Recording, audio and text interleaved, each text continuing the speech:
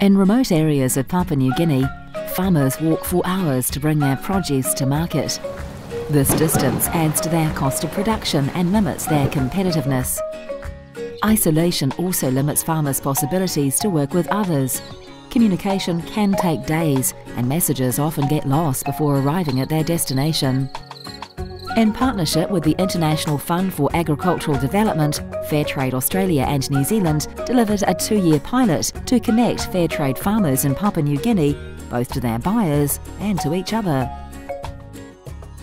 Before the actual types of interventions were chosen, a needs assessment was done with the farmers. Some of the help we provided to farmers included office equipment, also improved communication services through Digicel, the closed user group or the CUG. Another intervention was the supply of solar chargers, ensuring that farmers have access to charging their phones so their phones don't die. The other solar solutions we provided is a solar charger to charge the office laptop and also have lights in the offices. The radio talked about Fairtrade for about 15 minutes. That particular support was not just aimed at reaching out to our farmers, but I think the general PNG listening population to raise more awareness about Fairtrade in PNG in general. A lot of support is around doing basic computer training.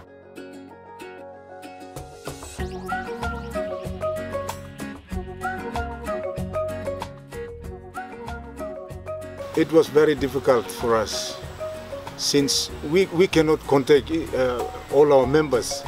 They are living in various areas. Sometimes we send our representative to walk kilometers to deliver message to the other village, and then we deliver message to the other village. It takes time, and sometimes weather causes us not to move around, so it's very difficult. But with CUG now, it helps us a lot. Direct contact, and they came across. So we arrange them to one buying point, and we inform our people that this is the price that up at Goroka we are receiving from Monpi Kopi, that the price is changing. Or either we call them to organize a meeting here. We call our representatives from each clan to come here. So I thank Fairtrade for introducing these CUGs to us. This is one of the advantages that we are benefiting from Fairtrade through CUG. The phone really helped us to, especially the voice calls, really helped us to communicate well with the drivers and with the office. And when they got bogged down on the road, we can help them out to sleep with the next neighbor around the road. We could contact the person that's on the road, so the driver could keep moving cargo safe. Sometimes they break down on the road, so they have to call us, and we have to bring in support vehicle to move in the cargo or to bring in spare parts to fix. So it was very useful. The communication system was made easier, and the members were interacting closely, and they were enjoying communication without having to worry about charging system, as well as having to worry about money to buy credits. And that's something that's really good for the members. After the training, we saw that it was really a success. Most of the participants, or almost all of them, have at least basic keyboard and mouse skills. They can be able to switch on a computer. They understand the importance of keeping a computer safe, backing up their files. They know how to use software. There were 2 software that we talked much about, the Microsoft Office Word and Excel software. And from our observations, they really appreciated and they know how to use those software. So we saw that that was really a success. After attending the training, I can go through the Microsoft, opening up the Microsoft, typing the words, enlarging the words, underlining the topics, putting on the colors. After getting these skills, I am intending to type the proposals and all these letters to my friends, proposals to get the funds. There was this old bloke who didn't use a computer before. That was his first time, and he typed a letter. So that was one of the achievements that I saw at Wasu. That was a rural place in Morobe. After the 3 days, he wrote a letter in Word and he saved it in a folder. So that was one big achievement for that. We have ITC devices, we have some office equipment, laptop, printer, cameras, and Samsung mobile phone or these devices that are provided to us in Guinea to make our organization become possible to do what we want or what we want to do.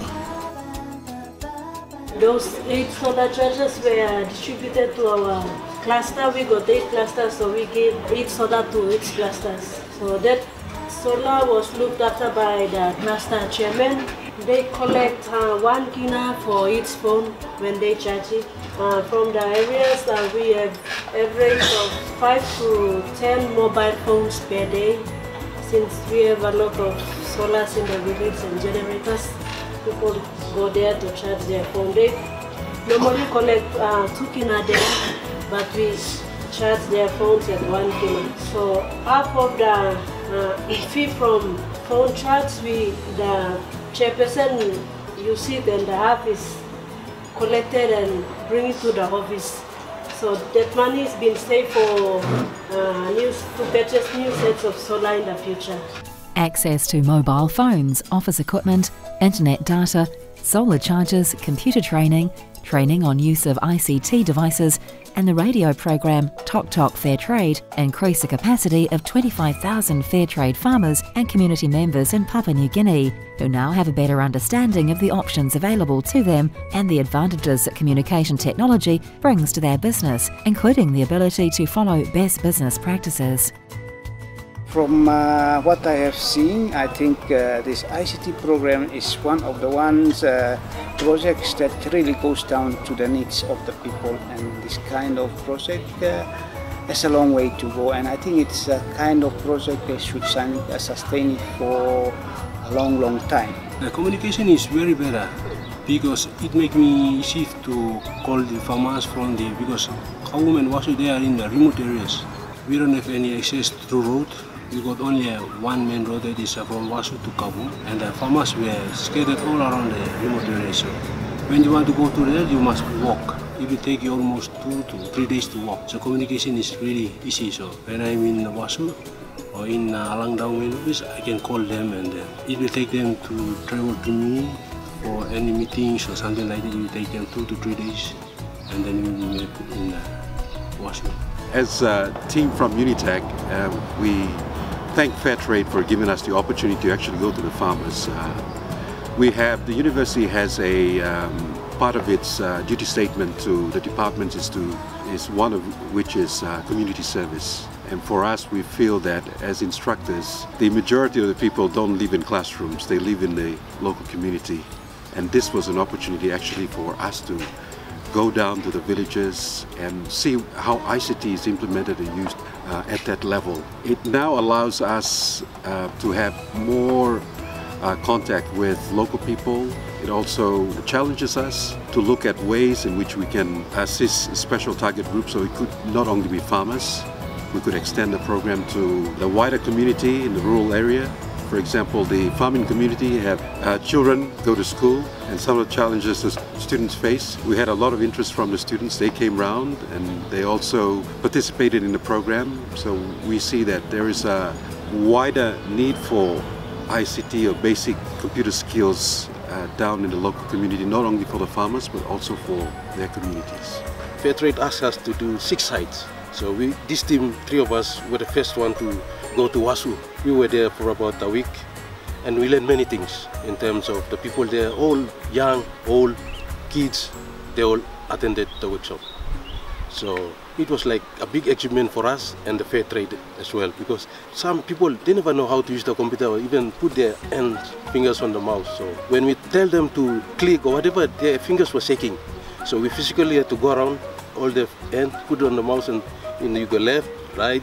So they were learning something. They were very excited. And for us, we want to stay on for a month or so, but due to the finance and the time and our commitment for the work at the department or university as well, so we have to come within the time and the budget you allocated for us to move around. So we did what we can do, what we give our best, and we gain something from the rural communities as well. That's why I said thank you to you, the Fairtrade people, because you came and you went right into the rural communities and you engaged the old, the young, and everybody were eager to learn and participate in that association organization to bring life to their own level. Fairtrade Australia and New Zealand works in the Pacific to empower small farmers through fair conditions of trade.